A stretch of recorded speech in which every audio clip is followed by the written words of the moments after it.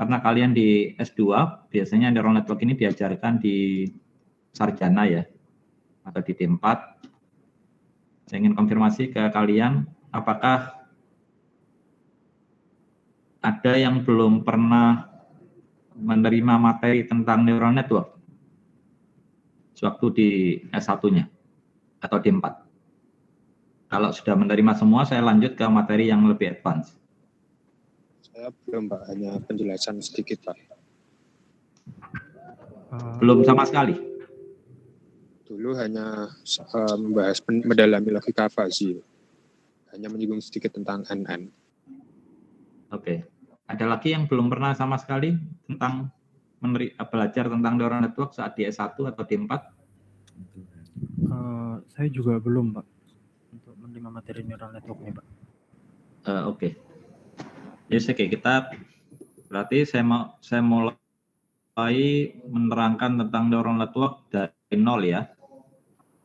Jadi dari nol ya, coba dipahami ya, materi neural network dari nol ya. Nah, nanti di materi ini target kita adalah mengetahui tentang dasar-dasar neural network ya. Terus ya sampai ke namanya single perceptron ya. Baru minggu depan nanti akan kita lanjut sampai ke multi perceptron. Sampai nanti minggu selanjutnya sampai ke deep learning ya. Jadi pembahasan kali ini nanti sangat penting karena sebagai fundamental pemahaman materi di minggu-minggu berikutnya. Oke, nah itu ilustrasinya pada gambar otak yang ditaruh di CPU ya. Jadi seakan-akan begitu ya. Itu ilustrasinya. Nah, background-nya itu adalah kemampuan manusia ya.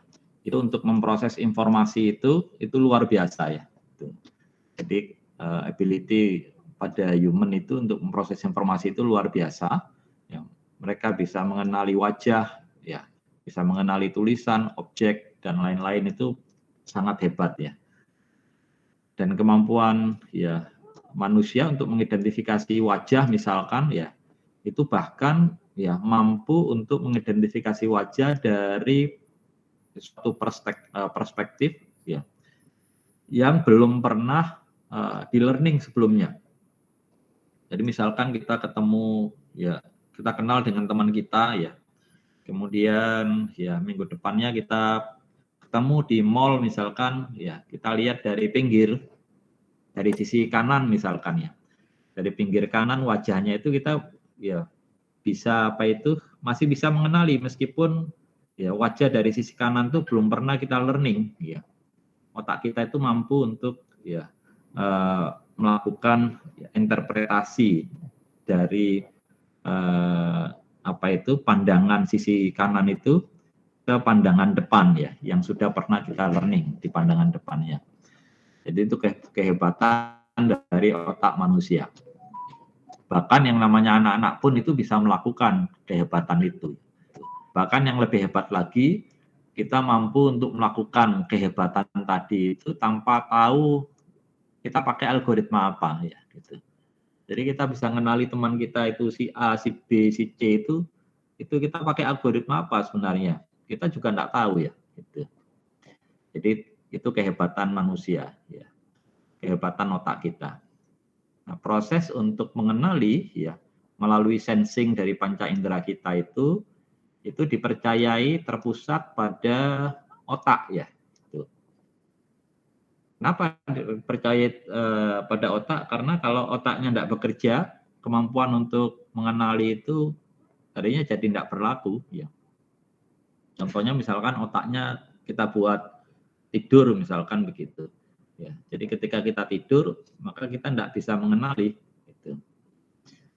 Nah karena itu interesting ya untuk mempelajari struktur dari ya human brain, ya otak kita.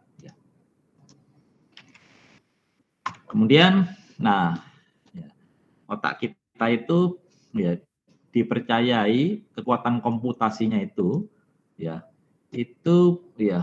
terletak pada ya hubungan antar sel-sel ya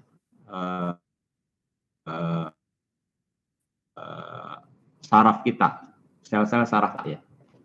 Jadi dipercayai kekuatan otak kita itu terletak pada keterhubungan antara sel-sel saraf kita di dalam otak ya. Nah, bentuknya sel-sel saraf kita itu ya membentuk suatu struktur yang hierarki. Jadi semacam tree ya. Jadi semacam tree. Jadi ya satu otak kita itu saling memberikan output, kemudian bekerja sama dengan output lain ya. Kemudian dari output lain ini diproses lagi di ya sel saraf kita yang lainnya, kemudian ya yang lainnya juga ya beroperasi ya, kemudian bertemu lagi ya, kemudian bertemu lagi dengan sel saraf kita yang lain ya, sampai dia ya bisa mengenali sesuatu ya. Nah, keterhubungan semacam ini nih ya itu ya dipercayai ada di otak kita sebagai kekuatan komputasi ya. Jadi bentuknya adalah hierarki. Ya. Kemudian ya dipercayai bahwa di dalam otak kita itu kekuatan komputasi itu ada di firing karakteristik. Ya. Jadi karakter punya karakteristik membakar. Ya. Maksudnya apa? Maksudnya tidak semua informasi yang masuk ke otak kita itu diproses. Ya. Yang diproses itu ketika ya kita menginginkan. Maka begitu kita menginginkan memproses itu seakan-akan ya ada proses pembakaran ya itu melalui ya jenis apa itu elektrostatis yang ada di otak kita itu ada sinyal-sinyal listrik ya kecil ya itu yang mengaktifkan otak kita gara-gara kita suruh untuk mengaktifkan ya kalau tidak disuruh kita mengaktifkan ya maka dia tidak aktif ya dia tidak aktif.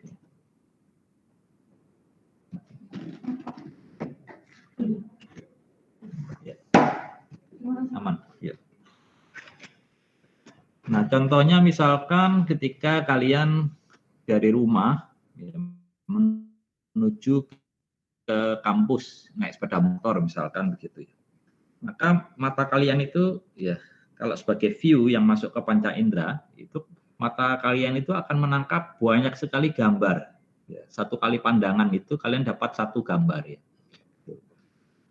Nah, dari rumah sampai ke kampus itu kalian akan mengumpulkan ratusan ribu gambar sebenarnya. Nah, tidak semuanya yang kalian lihat dalam bentuk view itu kalian simpan di dalam memori, ya. Jadi kalian biarkan saja, ya. Sehingga kalian ketika saya suruh cerita dari rumah sampai kampus itu ada apa saja kejadian detailnya itu kalian tidak bisa menghafal ya tidak bisa menghafalkan gitu. Tapi kalau misalkan di tengah jalan itu misalkan ada kejadian tertentu ya nah itu seakan-akan ada firing karakteristik yang menyuruh otak kita itu merekam gitu. Misalkan ada kecelakaan misalkan itu ya atau ada kejadian yang menarik misalkan atau ada cewek lewat misalkan gitu ya itu ya begitu kita suruh otak kita merekam memberikan perhatian lebih, ya, itu muncul ada pembakaran di dalam sel-sel saraf kita itu untuk menyimpan informasi tersebut, ya. Nah, firing karakteristik itu ya dipercaya sebagai satu kekuatan otak kita. Nah, kemudian countless number of relationships, ya, keterhubungan antara sel-sel saraf itu jumlahnya tidak bisa dihitung, ya. Karena begitu banyaknya. Jadi sel-sel saraf ini ya, di otak kita itu jumlahnya banyak sekali, tidak bisa kita hitung. Ya. Nah itu yang dipercayai sebagai kekuatan dari otak kita. Nah ini satu sel saraf ya, ini satu sel saraf ya, ini satu sel saraf. Ya. Jadi ini jumlahnya sangat banyak di otak kita. Ya. Oke, ya. Kita coba lihat definisi-definisi yang nanti akan membantu kita di dalam memahami neural network. Kita pahami dulu tentang susunan dari sel saraf kita. Nah, di dalam ya otak kita itu ada yang dinamakan dengan neuron. Neuron ini adalah ya suatu smallest processing unit. Jadi unit pemrosesan komputasi di otak kita yang paling kecil, ya. Itu neuron, ya. Kalau digambar neuron itu yang ini, ya. Ini yang neuron. Nah, ini neuron. Ya. Kemudian, ya mungkin suatu saat ini akan berubah, kita tidak tahu ya. Tapi ya, yang sampai saat ini, ya itu susunan terkecil di otak kita namanya neuron, ya. Unit terkecil, ya. Nah, kemudian di dalam otak kita itu ada jaringan, ya, yang terdiri dari ya 10 pangkat 13 ya neuron, yang masing-masing neuron itu itu terhubung dengan yang namanya dendrit, ya. Terhubung dengan yang namanya dendrit. Jadi dendrit ini adalah penghubung di dalam otak kita, ya, di dalam sel saraf kita. Nah, kemudian ada yang namanya akson, ini sebagai output, ada yang namanya sinap, ini sebagai input, ya. Jadi biar gampang, apa itu sinap, akson, dendrit di dalam sel saraf kita, ya. Jadi sel saraf kita seperti ini. Jadi ada, bentar.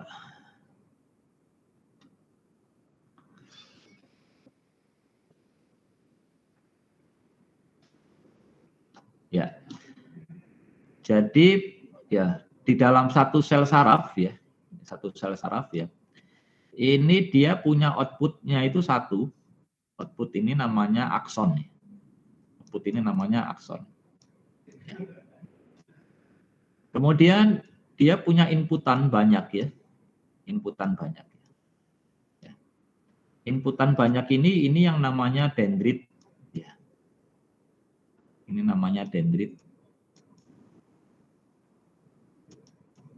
Ya. Kemudian di dalam satu dendrit ini ini terhubung dengan output dari akson yang lainnya. Ya.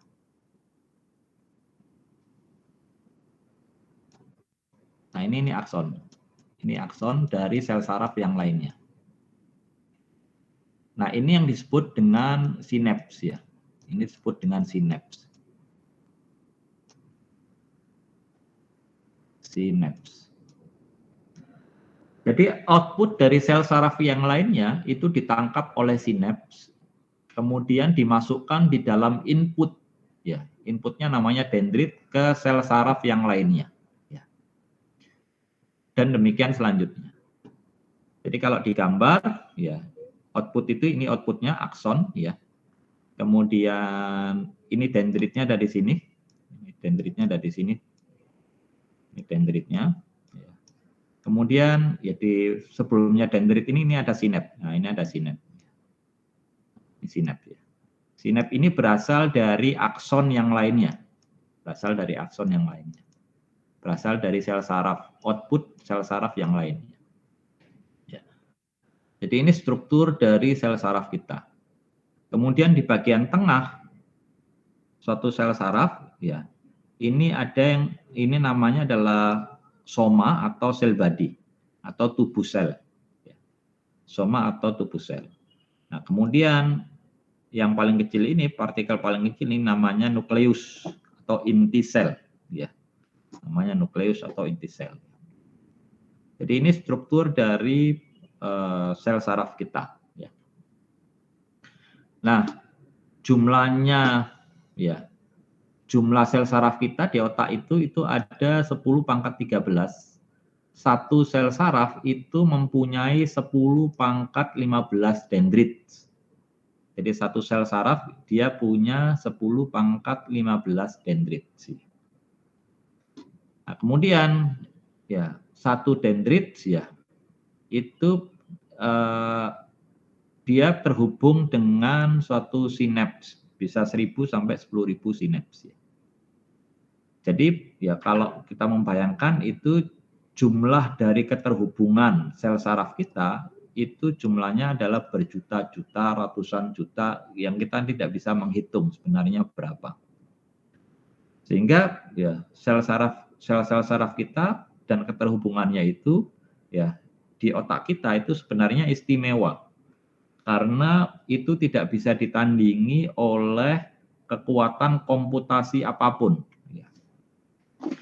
Dan yang menarik adalah ya setiap kali kita pakai untuk mengaktifkan, maka ya di sini itu ada proses untuk membakar sehingga keluar output dari masing-masing ini. Semakin banyak dipakai membakar, dia akan semakin hidup, dia akan semakin sehat. Sama kayak olahraga. Jadi satu sel saraf itu kalau sering kita aktifkan, ada energi listrik di situ, dia akan semakin sehat karena dia terpakai. Tapi kalau lama tidak kita pakai, ya sel-sel saraf itu kemudian akan mati karena sel saraf itu hidup sebenarnya. Jadi kalau kita tidak sering pakai, tidak sering kita olahragakan mereka, maka lambat laun dia akan semakin lemah dan mati. Nah, semakin kita pakai itu ya dalam bentuk apa? Dalam bentuk kita sering kali membakar. Nah, kapan membakarnya? Membakarnya itu ketika kita sering memproses informasi dari panca indera kita. Jadi seringkali kita mengaktifkan mengaktifkan inputan dari panca indera kita ya untuk memproses informasi, maka dia akan semakin banyak sel-sel saraf yang kita bakar. Semakin banyak kita membakar, sel-sel saraf itu akan semakin kuat. Nah, karena itu ya orang yang seringkali mengaktifkan panca indera dalam bentuk membaca misalkan atau dalam bentuk kegiatan tertentu ya. Dia berpikir, dia melakukan sesuatu ya. Kemudian dia banyak membaca, banyak apapun ya. Itu nanti ya sel-sel sarafnya akan semakin kuat sehingga daya ingat dia itu semakin lama. Daya ingatnya akan semakin lama ya. Tapi kalau tidak sering diaktifkan ya. Jadi misalkan kita tidak sering belajar, tidak sering melakukan sesuatu ya. Itu akan lambat laun banyak sel-sel saraf kita yang mati sebelum waktunya gitu ya. Sehingga nanti ya akan terjadi dalam fenomenanya itu ya kepikunan, pikun di usia dini. Jadi belum tua kita sudah pikun ya. Kenapa? Karena kita tidak sering mengaktifkan sel-sel saraf kita. Karena itu berbahagialah kalian ya, ketika kalian itu belajar ya. Karena kalau ketika kalian belajar itu sebenarnya adalah mengaktifkan sel-sel saraf itu. Karena itu belajar ya tidak harus batasi dengan umur. Gitu. Jadi belajar itu dari kapanpun sampai kalian mati. Ya. Kenapa? Karena ya begitu belajar sel-sel saraf itu terus akan diaktifkan. Ya. Sehingga dia tidak gampang untuk mati. Ya. Dan yang menarik lagi sel-sel saraf kita itu ketika diaktifkan ya karena jumlahnya itu triliunan ya, nggak tahu itu 10 pangkat 15, 10 pangkat 13 itu berapa itu jumlahnya. Jadi begitu banyaknya sel-sel saraf kita itu tidak pernah stres, ya. Tidak pernah stres. Ya. Artinya, ya sebenarnya fenomena stres itu nggak pernah dijumpai oleh seseorang. Ya. Jadi kalau kalian misalkan kuliah, ya kemudian setiap mata kuliah ngasih tugas yang berat-berat, ya, itu sel-sel saraf kita itu tidak pernah stres, ya, tidak pernah stres. Kecuali kalau kalian berikan perintah stres. Nah, stresnya itu biasanya stres mental dulu, ya.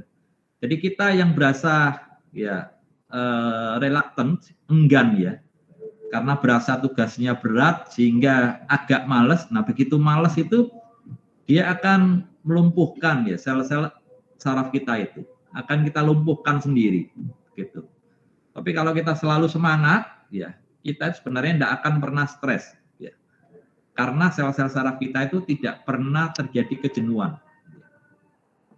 Dan yang menarik lagi ketika kita mengaktifkan sel-sel saraf kita penuh 24 jam kali 7 hari, ya. Terus kali 12 bulan, kali ya tahun-tahun seumur hidup kita aktifkan terus tiap detiknya, ya. Itu kita hanya mengaktifkan sebenarnya tidak lebih dari 10% sel saraf yang ada di otak kita.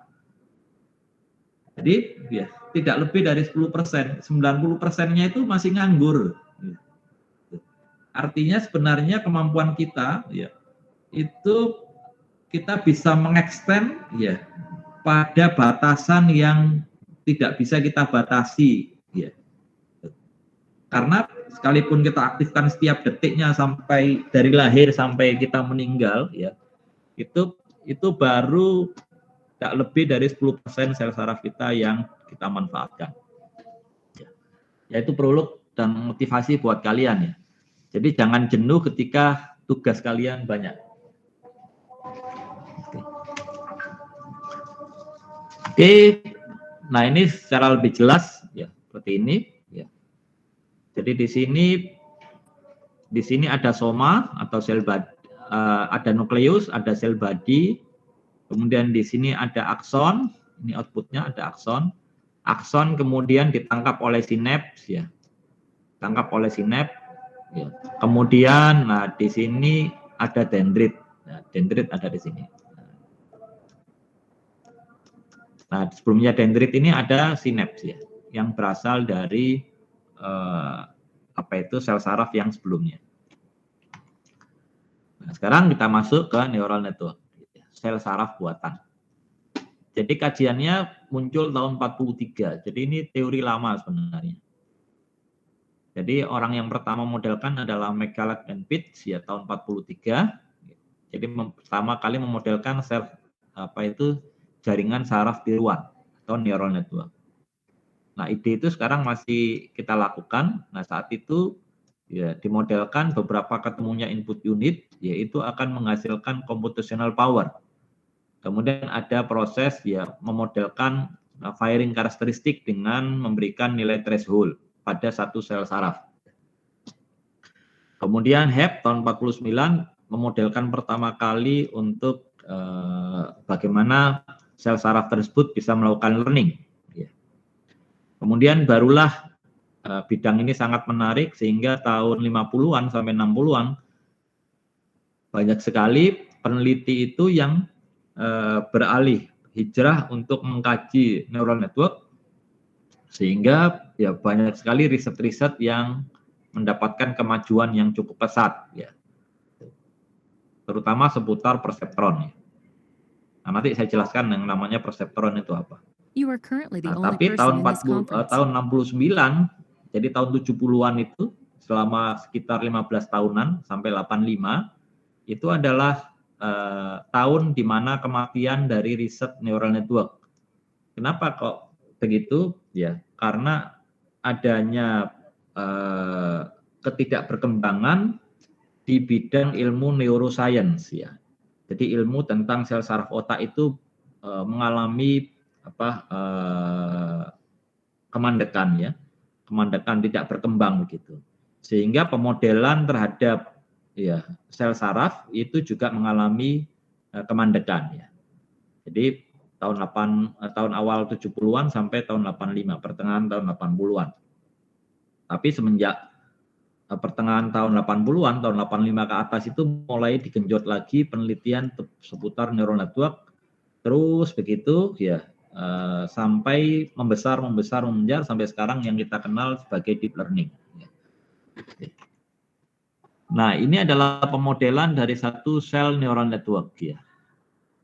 Jadi ya ini yang dimodelkan ya sinaps ya, ini yang dimodelkan sebagai dendrit ya.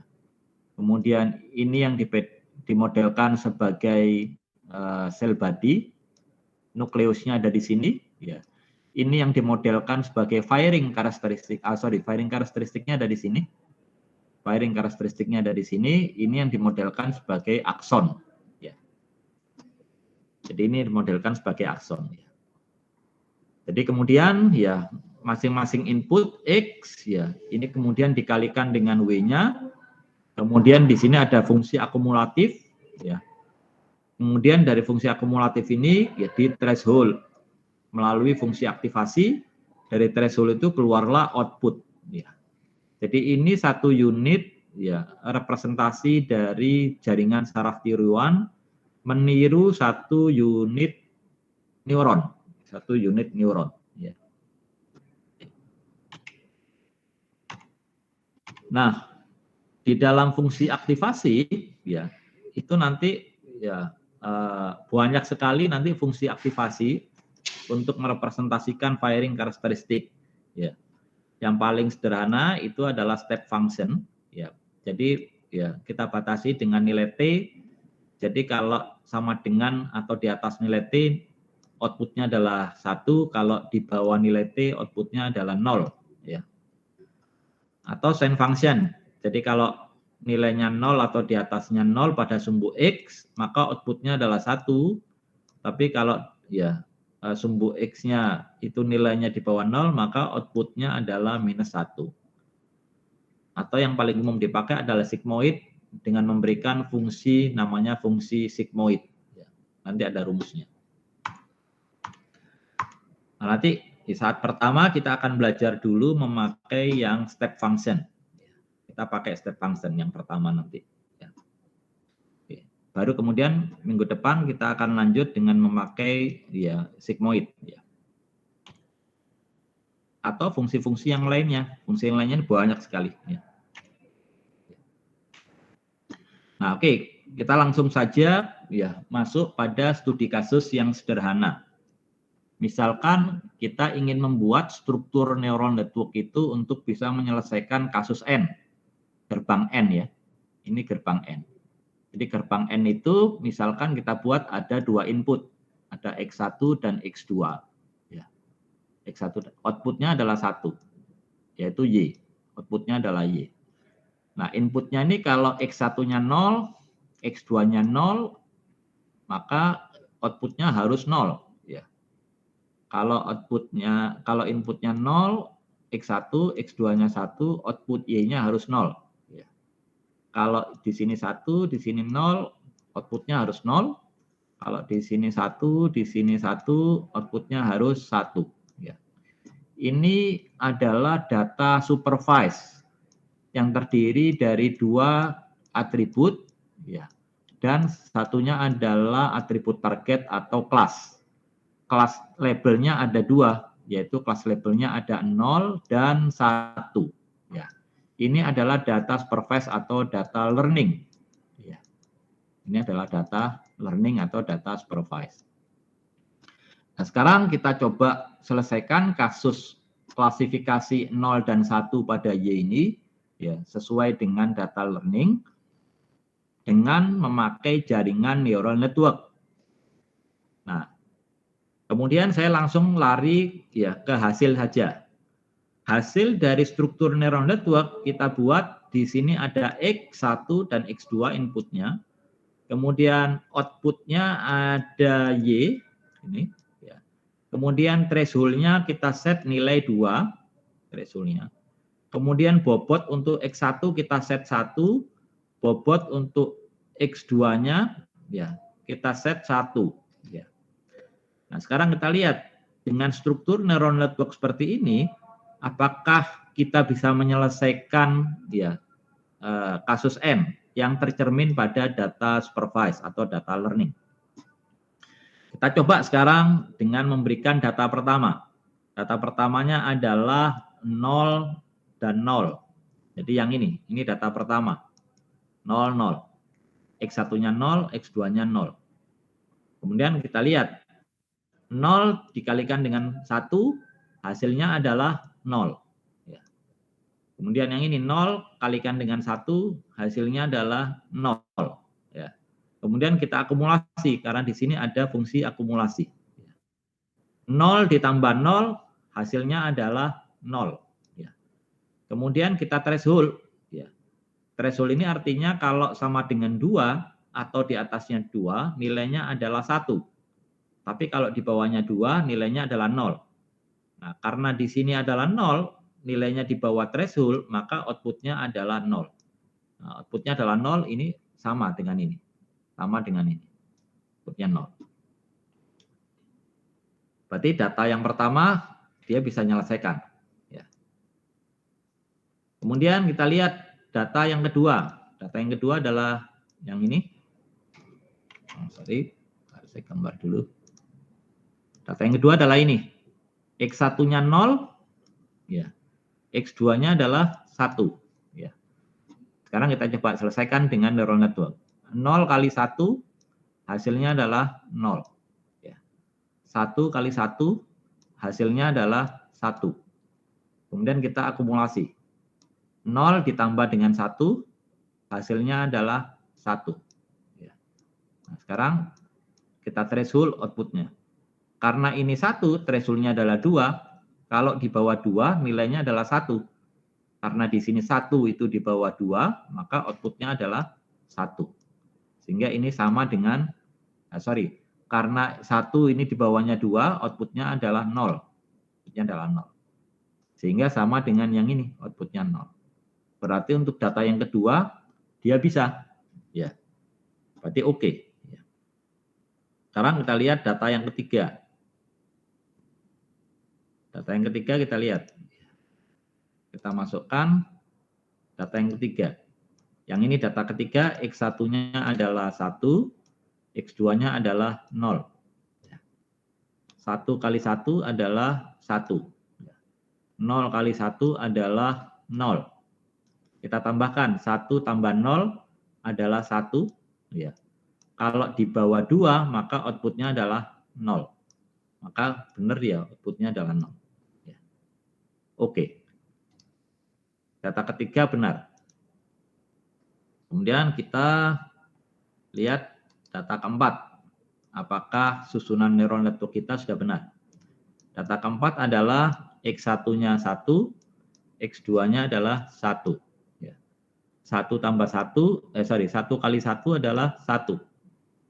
Yang ini 1 kali 1 adalah 1. 1 ditambah 1 ya adalah 2. Ya.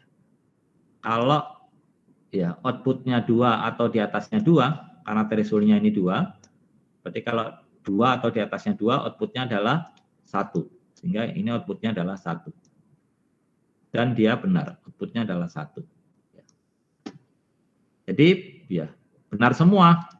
Jadi struktur neural network yang dipakai untuk bisa menyelesaikan kasus N ini pada data training, maka ini struktur neural network yang benar. Ini yang benar, struktur neural network yang benar. Sampai di sini kira-kira jelas enggak ilustrasinya? Saya ingin konfirmasi dulu, jelas apa enggak? Jelas, ini jelas, Pak. Oke, ada pertanyaan? Belum mungkin, Pak. Izin, Pak. Ya, silakan. Untuk penentuan threshold-nya itu bagaimana ya, Pak ya? Oke. Pertanyaannya bagaimana kok tahu threshold-nya 2 ya? Gitu ya? Iya, Pak. Oke, saya simpan dulu pertanyaannya. Ada pertanyaan lain?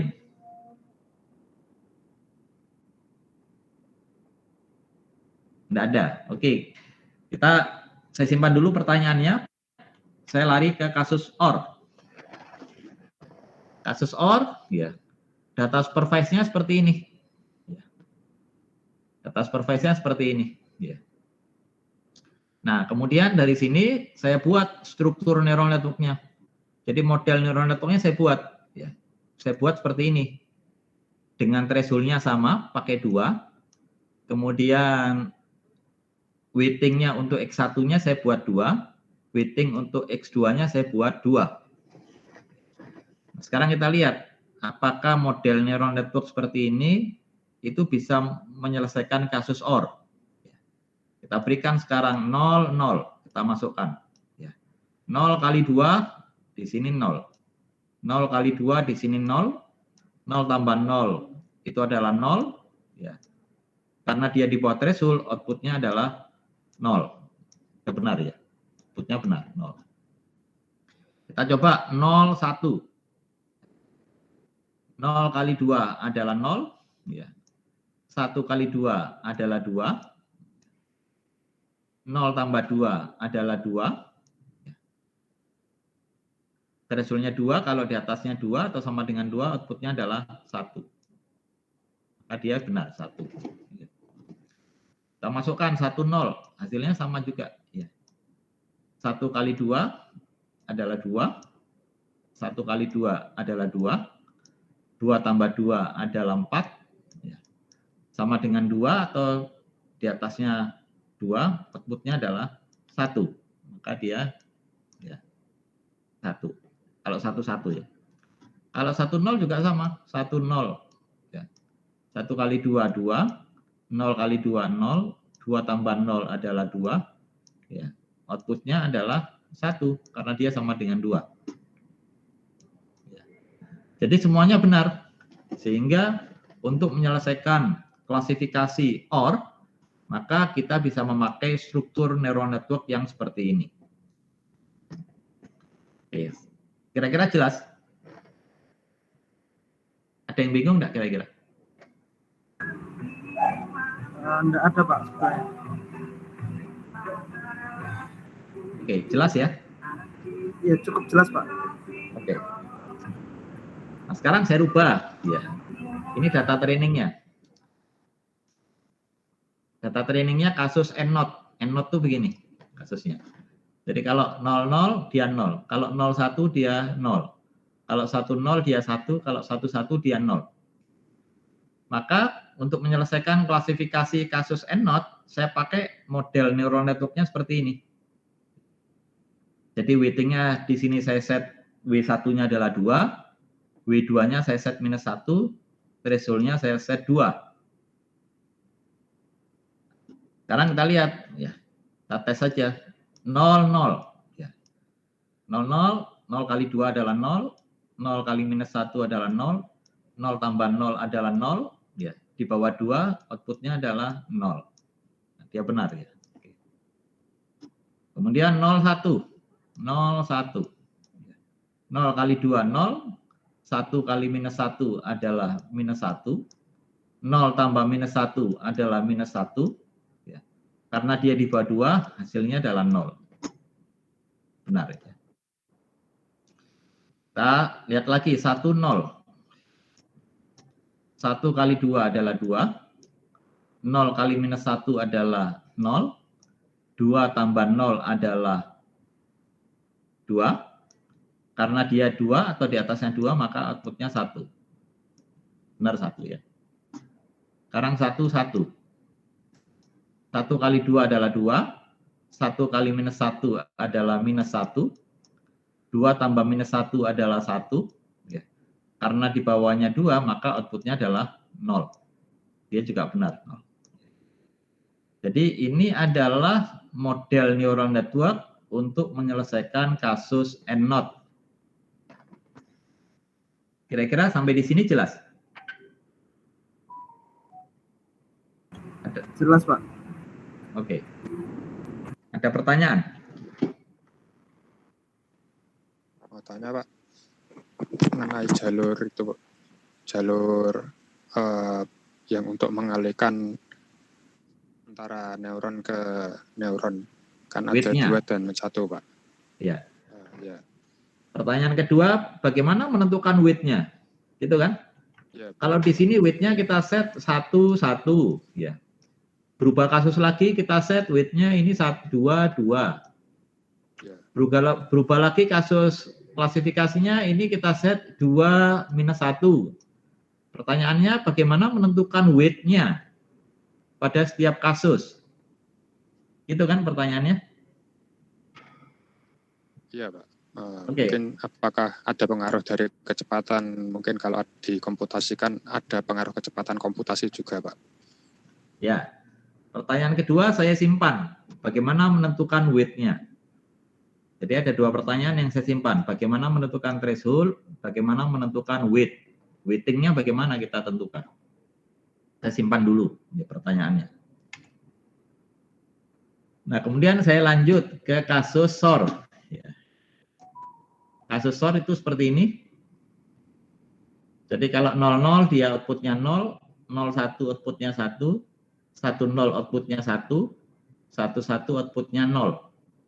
Maka saya buat untuk menyelesaikan kasus SOR, saya buat ya model neural network-nya seperti ini. Oke, nah sekarang kita coba ya, kita kasih 0, 0. Kita lihat. 0 kali 2 di sini 0.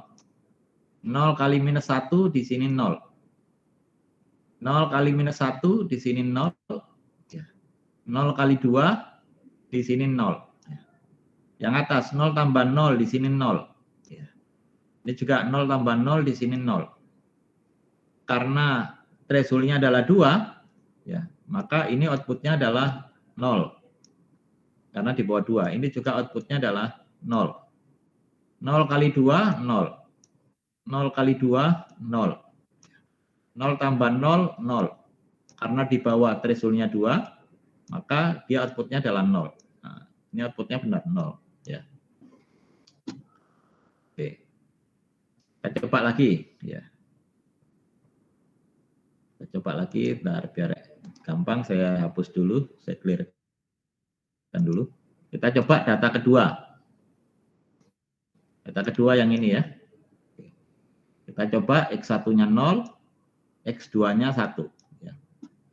Kita mulai. 0 kali 2, 0.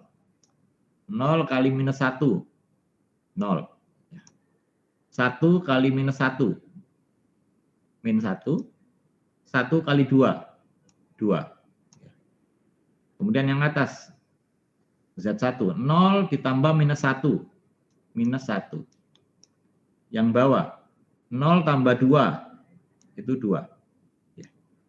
Nah, karena threshold-nya 2, minus 1, berarti output-nya adalah 0. Karena ini 2, berarti output-nya adalah 1. Kemudian yang bagian atas, 0 kali 2, 0. 1 kali 2, 2. Ya. Kemudian kita tambahkan 0 tambah 2, 2. Ya. Karena threshold-nya 2 di sini, maka ini output-nya adalah ya, 1. Ya. Sehingga benar ini adalah 1. Ya. Oke. Ya. Jadi kalau kalian trace lagi, jadi ini adalah struktur neural network yang benar untuk menyelesaikan kasus SOR. Kira-kira jelas? Jelas, Pak. Oke, ada pertanyaan? Belum, Pak. Ada pertanyaan kira-kira? Jauh ini belum, Pak. Kenapa? Jadi saya masih belum, Pak. Belum. Kalian enggak tanya itu kenapa kok ada tengah-tengah itu? Unitnya kok keluar tengah-tengah, sedangkan ini kan enggak ada tengah-tengah. Ini, Penasaran Pak. begitu?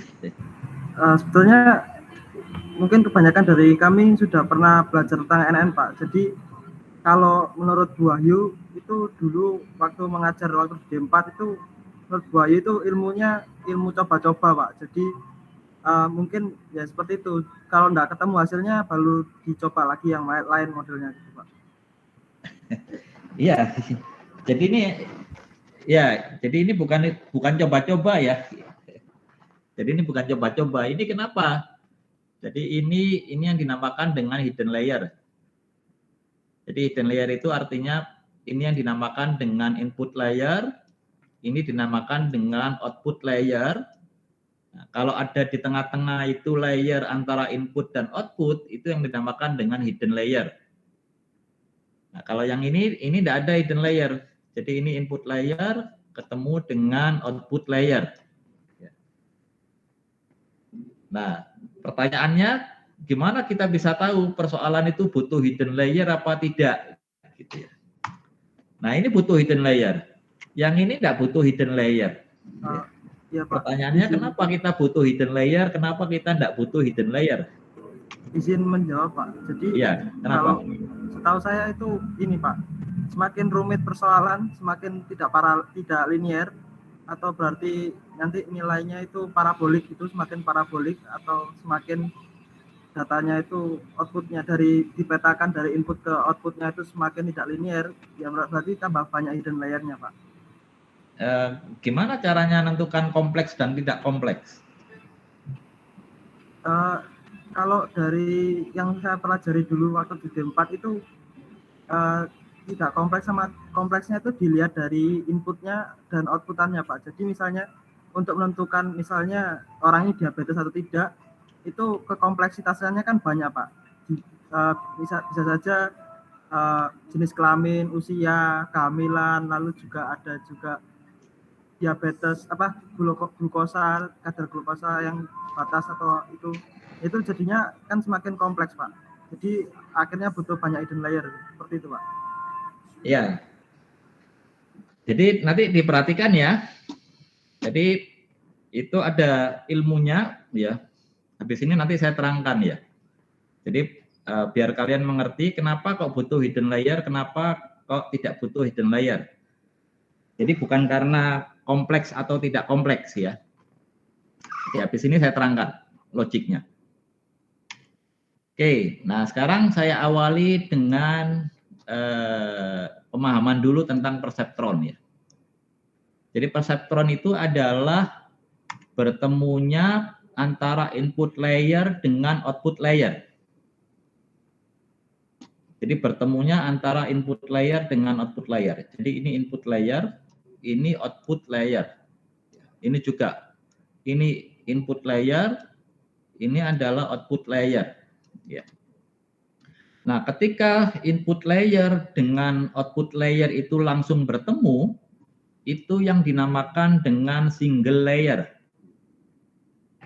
Ketika output layer itu dipisah oleh penghalang terhadap output layer, penghalangnya namanya hidden layer, itu yang dinamakan dengan multi perseptron atau multi layer. Jadi yang kita lihat di depan ini adalah single perseptron. Jadi perseptron dengan single layer. Ya. Nah, kapan kita pakai struktur yang single layer? Kapan kita pakai struktur yang multi layer? Yaitu layer yang di tengahnya ada hidden layer. Nah, dasar teorinya adalah seperti ini. Kita kembali ke kasus N sekarang. Kasus N tadi ya. Kasus N itu kan ada X1, ada X2. Coba kita kembali biar kalian ingat kasus N ya. Kalian perhatikan, ada input X1, input X2. Nah, masing-masing input X1, X2 pada data training itu adalah 00, 01, 10, 11 dengan kelas label. Kalau 00 itu 0, kalau 01 adalah 0, kalau 10 adalah 0, kalau 11 adalah 1. Ya. Jadi diingat-ingat ini kasus N. Saya pakai sebagai contoh kasus N. Saya kembali lagi ke sini. Ya. Nah, saya kembali ke sini. Nah, kalau X1-nya 0, X2-nya 0, Y-nya adalah 0. Nah, posisi X10, Y20 itu ada di sini. Ada di sini. Ya. Ini X1-nya 0, Y2-nya 0. Maka Y-nya adalah 0. Kalau Y-nya 0 itu saya kasih batu putih. Jadi saya taruh batu putih di sini. Ya. Kalau X1-nya 0, X2-nya 1, maka outputnya adalah 0. Jadi kalau X1-nya 0, X2-nya 1, dia ada di sini. Y-nya adalah 0. Ya, saya kasih batu putih. Kalau Y-nya 0, saya kasih batu putih. Juga demikian kalau X1-nya 0, X2-nya 0, dia ada di sini. Ya. Maka Y-nya adalah 0, saya kasih batu putih. Tapi kalau X1-nya 1, ya, X2-nya 1, Y-nya adalah 1. Ya. Maka posisinya ada di sini, saya kasih batu hitam. Nah, di sini saya kasih batu hitam. Oke. Jadi gambaran ini bisa dipahami enggak kira-kira? Bisa, Pak. Oke. Nah, sekarang saya tanya ke kalian. Bisa enggak kalian membuat satu garis lurus memisahkan antara batu putih dan batu hitam? Iya, bisa. Bisa ya? Bisa, Pak. Kalian bisa pakai satu garis lurus misalkan batu putih dan batu hitam? Bisa? Oh, enggak bisa, Pak. Hah? Harus 2 dimensi, Pak. Loh, ini 2 dimensi nih. Oh, maksud saya 3. Loh. Bisa, Itu Pak. sekarang dilihat di gambarnya itu sekarang 2 dimensi. Oh iya. Ada batu putih sama batu hitam. Bisa nggak pakai satu garis lurus memisahkan batu hitam dan batu putih? Ya enggak bisa harusnya, Pak. Hah? Enggak Bisa, bisa. Pak. Bisa, Bisa, Pak. bisa. Bisa kan? Bisa. Kenapa Oke. tadi ada yang jawab nggak bisa? Bisa, Pak. Satu garis putih. Yang sebelah kanan kan gimana ya, Pak? 0,1 Sebelah kanan. yang XOR. Loh, enggak, yang N dulu ini. Oh, yang N ya bisa, Pak. Bisa kan? Iya. Oke. Ini bisa pakai satu garis lurus ya. Garis lurusnya bisa gini, bisa gini, bisa gini ya. Bisa gini ya. Bisa gini. Pokoknya antara batu putih, batu hitam terpisah oleh satu garis lurus. Oke ya, jelas ya? Jelas, Pak. Oke. Nah, sekarang di sisi kanan, kasus SOR. SOR itu kalau 00, X1-nya 0, X2-nya 0, maka Y-nya adalah 0. Saya kasih batu hitam di sini. Batu putih. Kalau X1-nya 1, X2-nya 0, dia di sini, outputnya adalah 1. Saya kasih batu hitam. X1-nya 0, X2-nya 1, dia ada di sini, saya kasih batu hitam. Kalau X1-nya 1, X2-nya 1, outputnya adalah 0. Saya kasih dia batu putih. Nah, sekarang untuk kasus SOR, saya tanya, bisa enggak memisahkan batu hitam dan batu putih dengan satu garis lurus? Enggak bisa, Pak. Enggak Nggak bisa. Nggak bisa, Pak. Iya. Berarti minimal kalian butuh 2 garis. Butuh 2 Iya. garis kan? Nah, butuh 2 garis gini. Jadi kalau ini garis L1, ini L2. Hitam itu kalau dia di atasnya L1 dan di bawahnya L2. Kalau putih, dia itu di bawahnya L1 atau di atasnya L2. Berarti untuk memisahkan batu putih dan batu hitam, dia butuh 2 garis. Tidak bisa 1 garis. Nah, persoalan-persoalan klasifikasi pada data learning selama bisa dipisahkan dengan 1 garis lurus, maka kita bisa pakai single perceptron. Single perceptron berarti yang ini. Berarti input unit langsung bertemu dengan output unit.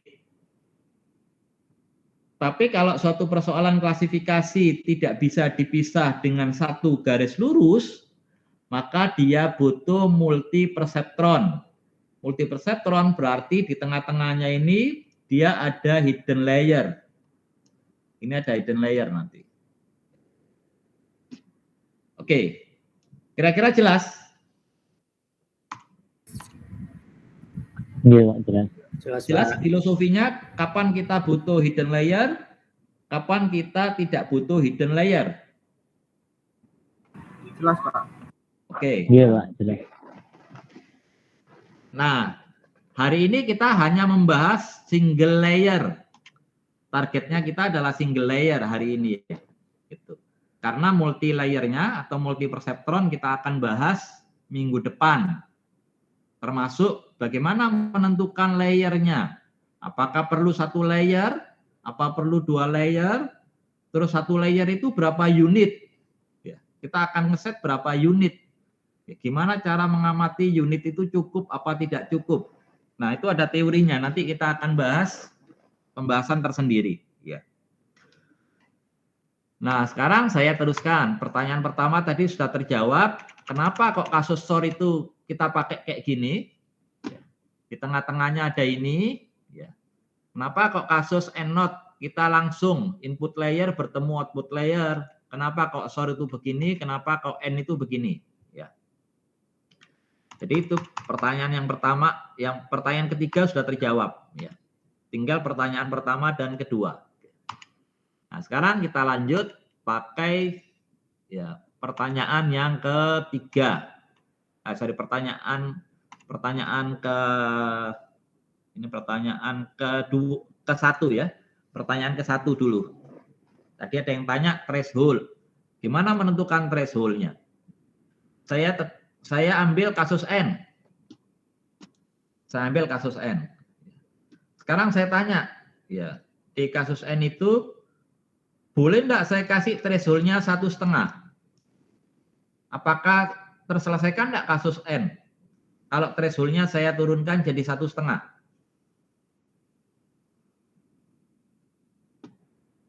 Ada yang bisa jawab? Selesai, Pak. Bisa, Pak.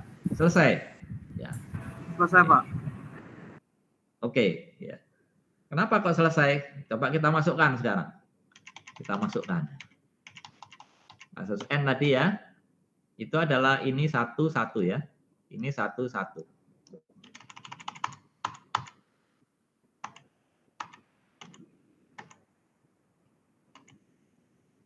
Ini tadi sama dengan 1, ini juga sama dengan 1.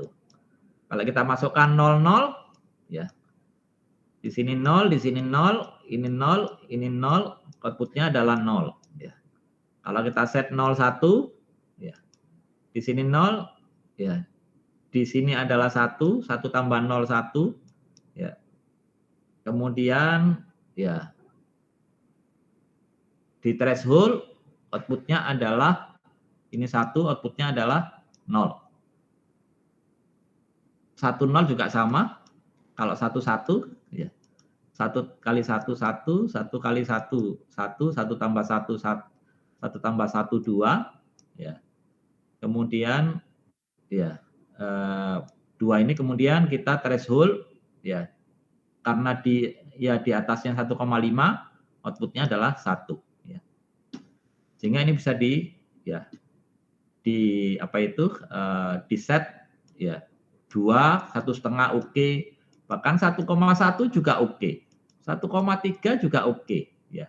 Nah, pertanyaan yang pertama itu kenapa kita set ya? Kok bisa ketemu 2, 1,5 juga oke, 1,1 juga oke, 1,3 oke, 1,2 oke.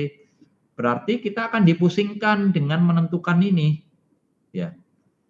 Nah, agar kita tidak dipusingkan dengan menemukan ini berapa sih sebenarnya yang tepat. Karena jawabannya bisa macam-macam yang tepat itu. Agar kita tidak bingung menentukan yang tepat, kita berikan aja threshold-nya adalah 0. Threshold-nya adalah 0. Nah, sehingga kita tidak bingung menentukan 2, apa 1,5, apa 1,1, apa 1,2, apa 1,3, kita set aja 0. Nah, ketika ini di set 0, maka kita perlu yang namanya bias. Ya. Dengan cara ini kita kasih 1, ini kita kasih weight tersendiri, ya. Namanya terserah, ya. Bisa W1, ya. Nah, filosofinya apa? Ya. Kenapa bias ini ya kok bisa membuat gampang threshold-nya 0? Nah, sekarang coba diperhatikan. Kita perhatikan. Untuk bisa output 1, ya. Jadi untuk bisa output, ini sayangnya tidak di papan tulis, sulit ya. Untuk bisa output 1, maka ya, X1 dikalikan W1 ditambah X2 kalikan W2 ya, itu harus lebih besar sama dengan ya, 2. Ya. Jadi untuk outputnya, untuk output 1, maka kita pakai persamaan ini. Ini persamaan ini. Nah, persamaan ini boleh enggak saya tulis begini? Saya pindah yang sisi kanan ke sisi kiri.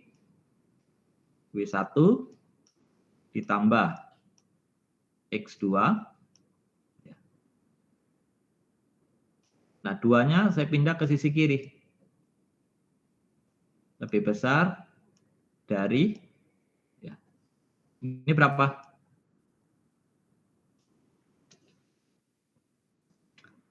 Iya, betul ya? Ya, Pak. Oke. Nah, kemudian saya rubah lagi.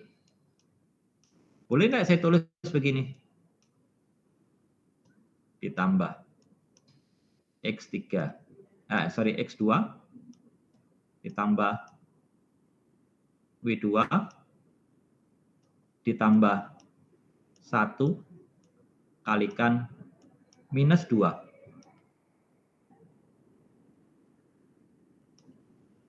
Boleh ya gitu ya, saya tulis gitu boleh ya?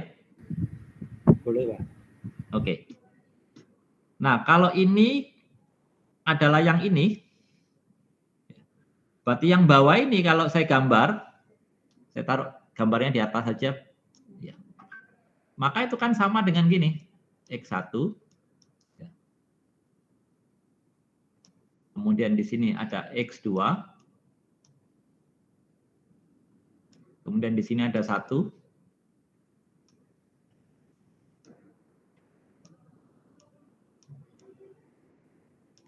ini adalah W1, ini adalah W2, ini adalah minus 2, ini threshold-nya adalah sama dengan 0, sama dengan 0. Sama enggak kira-kira?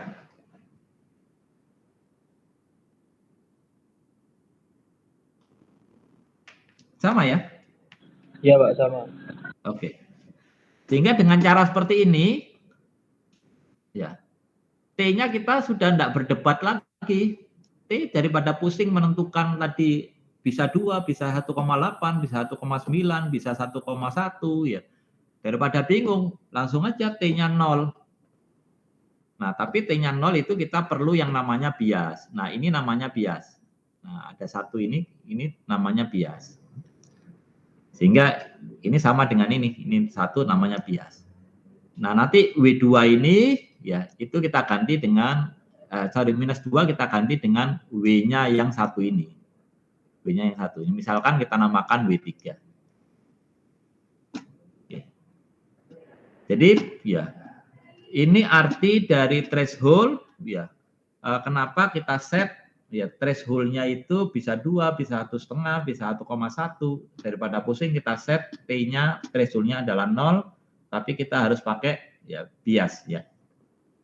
Oke, sekarang menentukan threshold jelas ya. Pertanyaan pertama terjawab ya. Bagaimana kita menentukan threshold? Terjawab, Pak. Iya Pak. Oke. Nah, sekarang tinggal pertanyaan yang kedua. Pertanyaan kedua, bagaimana menentukan W? Ya.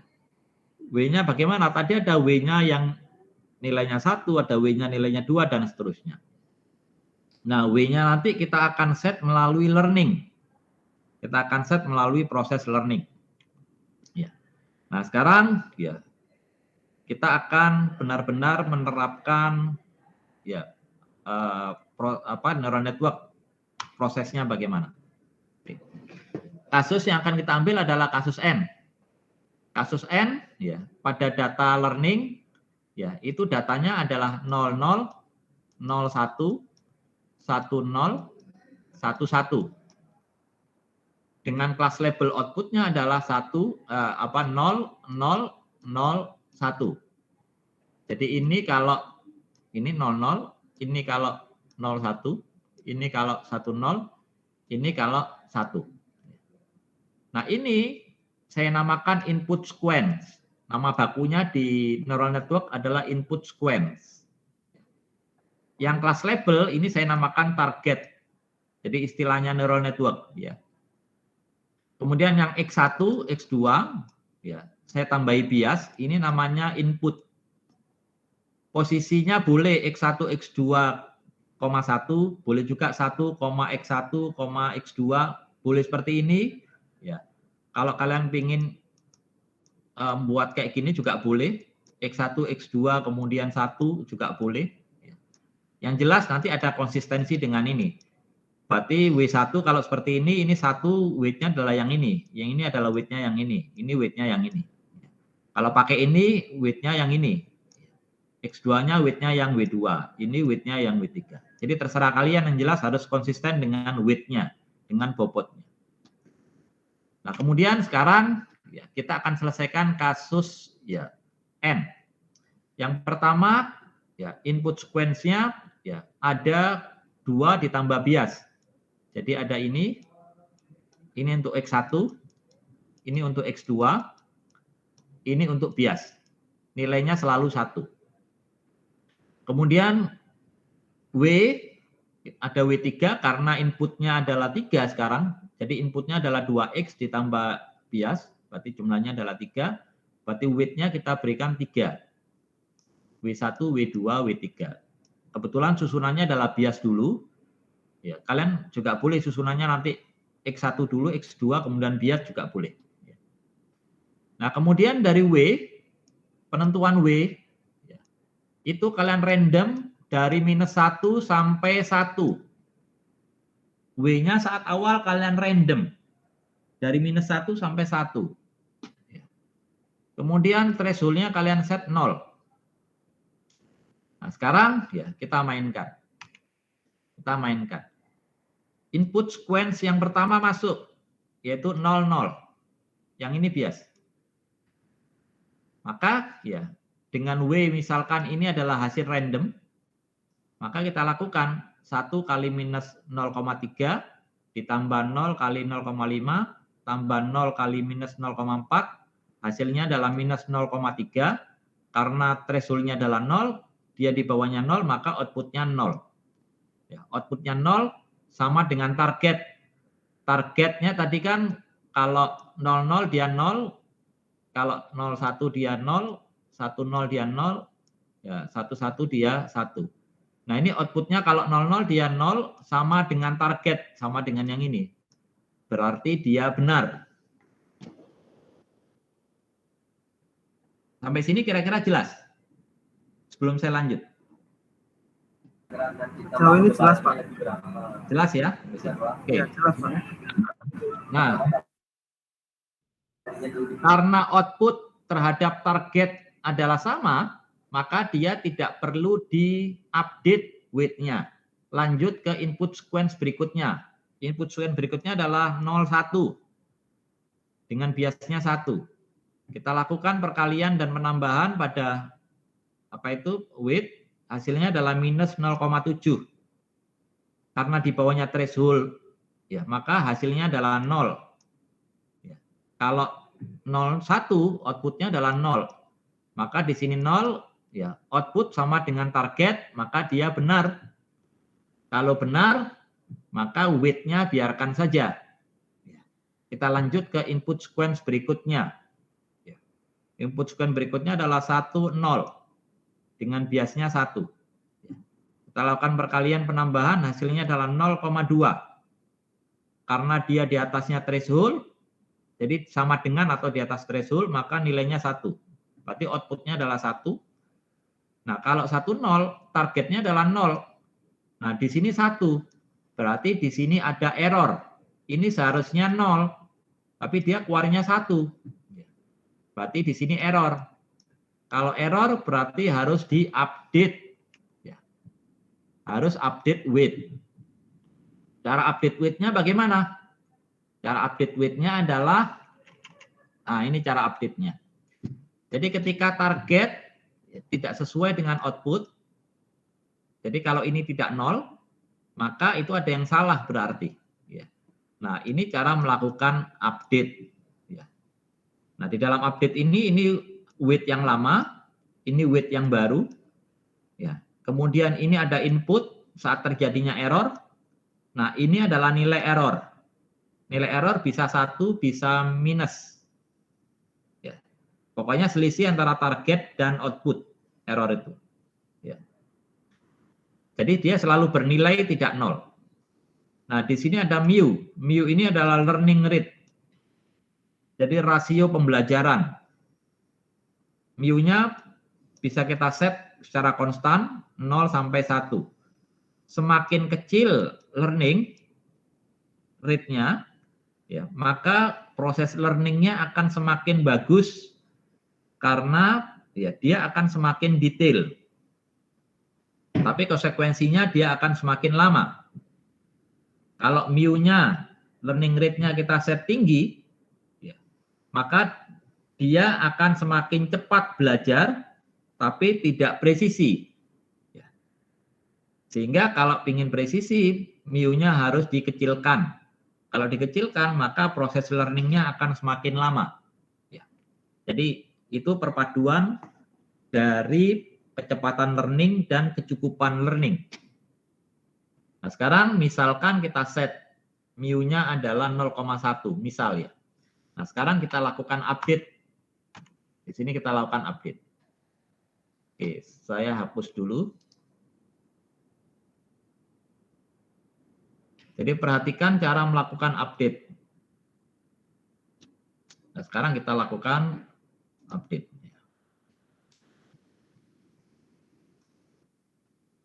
Di sini ada W baru sama dengan W lama ditambah dengan mu dikali dengan I dikali dengan error. Error adalah target. Error adalah target dikurangi dengan output. Ya. Nah, di sini outputnya 1, targetnya adalah 0. Berarti ini 0, ini targetnya adalah 1. Berarti ini adalah minus 1. Nah, sekarang kita hitung. W-nya ya, minus 0,3. W2-nya adalah 0,5. Kemudian W4-nya adalah minus 0,4. Ditambah mu-nya misalkan kita set 0,1. Dikali dengan I-nya. I saat terjadinya error adalah 110. Dikalikan dengan errornya adalah minus 1. Sehingga hasilnya ini adalah minus 0,1 ditambah minus 0,3, berarti ini adalah minus 0,4. Ini 0,5 ditambah minus 0,1, berarti dia 0,4 untuk W2-nya. Kemudian minus 0,4 ditambah, ini minus 0,1. Berarti dia adalah berapa itu? 0 minus 0,5. 0,5. Benar ya? Jelas kira-kira? Kira-kira jelas? Jelas, Pak. Jelas, Pak. Jelas. Ya.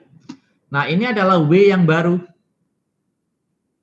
Begitu W baru, sudah kita hitung, maka kita lanjut ke input sequence berikutnya.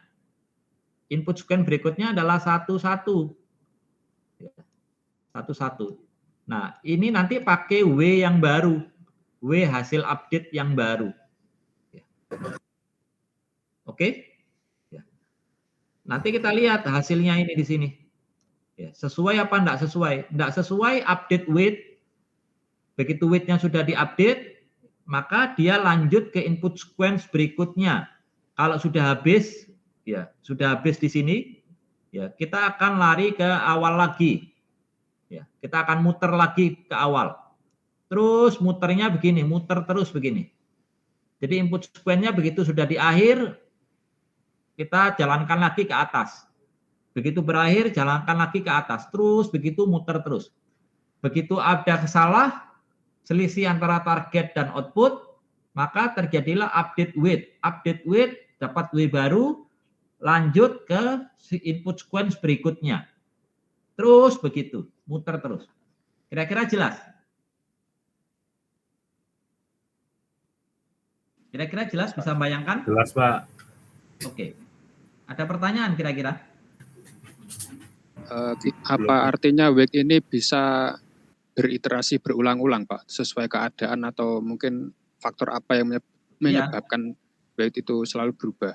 Iya, jadi wait-nya begitu terjadi kesalahan antara output dan target, maka dia akan pasti berubah. Berubah terus, terus berubah. Jadi input sequence-nya akan jalan terus. Jadi wait-nya akan berubah-ubah terus. Sampai dia semakin presisi, terus begitu. Nah, ini yang dinamakan dengan learning process atau proses learning. Jadi proses learning itu adalah proses untuk menentukan way yang optimal. Jelas kira-kira? Cukup jelas, Pak. Oke. Cukup jelas. Kalau kaitannya dengan search algoritma bagaimana, Pak? Misalnya A-star atau yang lainnya gitu, Pak. Loh, Kaitannya. enggak ada. Jadi ini persoalan klasifikasi. Sedangkan yang apa itu A-star ya, itu kan masuk problemnya optimasi. Jadi lain problem. Jadi itu problemnya optimasi. Kalau yang sekarang kita bicara problemnya klasifikasi. Oke. Baik, Pak. Ya. Nah, satu kali proses dari 00 ini sampai ke 11. Jadi begitu habis data training, satu kali proses data training itu dinamakan dengan epoch. Dinamakan dengan epoch. Epoch itu satu input sequence sudah tereksekusi. Itu satu epoch. Nah, biasanya satu iterasi itu dikatakan dalam neural network adalah satu epoch. Satu epoch itu berarti ya semua input sequence-nya sudah dieksekusi. Itu satu epoch. Berarti nanti tinggal berapa kali epoch sehingga width-nya optimal. Nah, itu nanti ya ada pendekatan bagaimana menghentikan proses learning atau learning proses ya. Cara yang paling sederhana adalah ya kita lihat dalam satu epoch kalau tidak pernah terjadi kesalahan berarti proses kita hentikan. W-nya adalah W yang optimal. Jadi diputar terus begitu ada yang salah proses lagi satu epoch. Ya. Sampai kita dapatkan satu epoch benar-benar tidak ada yang salah. Itu pendekatan yang pertama. Tapi pendekatan yang pertama ini sulit karena di dalam kasus real kita tidak akan pernah mendapatkan data itu satu input sequence itu yang benar-benar dia bebas dari kesalahan. Nah, pendekatan yang kedua ini itu yang seringkali dipakai, yaitu memakai total iterasi epoch. Jadi kita set epochnya saya set 1000 kali misalkan begitu. Maka dia akan muter terus sampai 1000 kali. Nah, dari hasil 1000 kali itu nanti dia berhenti, W yang terakhir adalah W yang optimal. Itu kalau pakai total iteration. Nah, pendekatan yang kedua ini yang umumnya dipakai. Ini umumnya dipakai. Nah, pendekatan yang ketiga itu pakai unidirectional unit vectors. Jadi dilihat ya W lama dan W baru. Ya. Jadi W lama dan W baru. Ya. Jadi ini yang W baru. Ya. Ini yang W lama. Ini yang W baru. Ini yang W lama. Jadi ini W lama sebutnya Y. Yang W barunya sebutnya W. Kemudian kita hitung nilai skalar dari Y dan W. Karena itu kan vektor, kita hitung nilai skalarnya. Maka dapatlah skalar dari Y, skalar dari W. Kemudian habis itu kita cari unit vektor dari Y dan W. Dengan cara masing-masing vektor kita bagi dengan nilai skalarnya. Maka kita dapatkan unit vektor dari Y, unit vektor dari W. Baru kemudian kita kalikan. Kita kalikan sampai menjadi matriks 1 kali 1. Ya. Sehingga nanti kalau nilainya hasil perkalian nilainya adalah 1, maka proses berhenti. Kalau nilainya tidak 1, maka prosesnya akan jalan terus. Ya. Jadi itu cara menyetop. Ya. Tapi nanti dalam kasus real biasanya yang sering dipakai adalah yang ini, yang pendekatan kedua. Sampai sini kira-kira jelas? Jelas, Pak. Oke. Mohon izin Ini materi bertanya, selesai. Pak. Ya. Iya, saya ingin bertanya ini untuk yang total iteration on the epoch itu, Pak. Misalkan tadi kasus yang N, itu kan berarti input sequence-nya ada 4 total. Jadi kalau dia di set epochnya 1000, berarti 4 ini dihitung sebanyak 1000 kali seperti itu nggak, Pak? Jadi 1 kali epoch itu berarti ada 4 kali. Oh, benar, Pak. Iterasi. Jadi kalau kita set epochnya 1000, berarti iterasinya kan 1000 kali 4. Karena satu input sequence ada 4 di situ. Oke. Baik, Pak, mengerti, Pak. Terima kasih, Pak. Yuk. Ada lagi yang silakan bertanya bagi yang belum jelas? Sejauh ini cukup jelas, Pak. Oke. Ya. Kalau sudah jelas, ya. Untuk assignment-nya kalian teruskan yang tabel ini. Jumlah epochnya terserah kalian. Kalian teruskan tabel ini sampai mendapatkan W yang optimal. Nanti kalian akan merasakan sendiri hitung-hitungan manual, nanti ketemu W optimalnya berapa itu. Ya. Kalian teruskan, jadikan slide, kirimkan ke website saya. Kira-kira jelas assignment-nya? Jelas, Pak. Oke. Oke, materi kita sampai di sini dulu. Ya. Izin Pak, maaf Pak. Silakan. Itu yang sebenarnya meneruskan yang I1, I2, I3-nya satu-satu itu ya Pak ya? Ya, ya. Ya, yang bagian bawah itu saja ya? Maksudnya? Enggak untuk tugasnya itu Pak. Untuk tugasnya kalian teruskan ini, proses ini. Proses ini kalian teruskan. Begitu sudah sampai di akhir, epochnya misalkan kalian set 10. Berarti ini 1 kali epoch. Jalankan lagi. Mulai atas lagi, epoch yang kedua. Jalankan lagi, naik atas, epoch yang ketiga. Terus muter sampai 10 kali. Ya, kalau ada yang tidak sama antara target dan output, ya, maka lakukan perubahan W. Begitu W-nya berubah, W-nya berlaku untuk ya step berikutnya. Jadi kalau ada kesalahan, ya setelah W-nya dirubah, langsung lanjut ke input sequence berikutnya. Jangan input sequence yang salah. Ya. Jadi itu. Jadi itu pesan di neural network begitu ya. Jadi sama kalau pesan di kehidupan, kalau ada kalian melakukan kesalahan, ya perbaiki kesalahan, ngakui, kemudian jalankan kehidupan dengan motivasi yang baru. Jadi kalau terjadi input sequence itu kesalahan, update with-nya, kemudian with yang baru itu kita berlakukan pada input sequence berikutnya. Jadi lakukan perjalanan pada input sequence berikutnya. Kira-kira jelas? Baik Pak. Jadi jelas, Pak. 10 ya Pak ya. Oke. Nah kalian hitung manual, ya. Nanti ya kalian pasti akan mendapatkan W yang paling optimal itu berapa.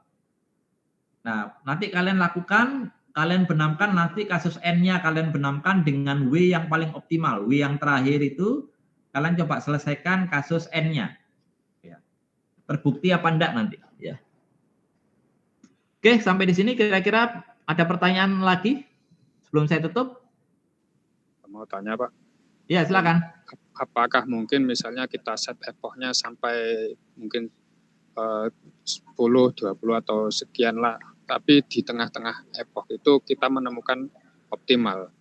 Di misalnya epoch kelima, terus lalu kita sudah dapat nilai W yang optimal, itu apakah mungkin Pak? Loh mungkin.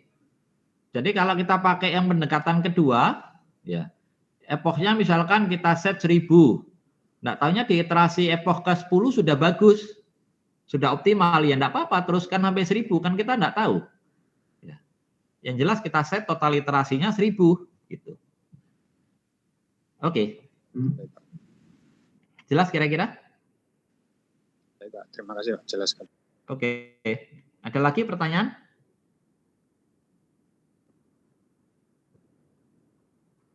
Oke, kalau tidak ada pertanyaan, materi kita sampai di sini dulu. Nanti ya kita lanjut minggu depan untuk masuk ke multi perseptron. Tapi pastikan kalian memahami dulu yang konsep single perseptron ya, sampai kalian bisa menghitung sendiri. Kalau mungkin kalian buat coding yang sederhana untuk memastikan ya. Kalian juga bisa ngerubah W-nya, coba kalian random nilai selain yang saya tunjukkan. Ya, kalian buat sendiri. Ya, nanti kan pasti ketemu. Ya, oke, itu saja mungkin materi kita hari ini. Saya Ari, assalamualaikum warahmatullahi wabarakatuh. Waalaikumsalam warahmatullahi wabarakatuh. Terima kasih Pak. Oke. Terima kasih Pak. Yuk. Terima kasih Pak. Oke.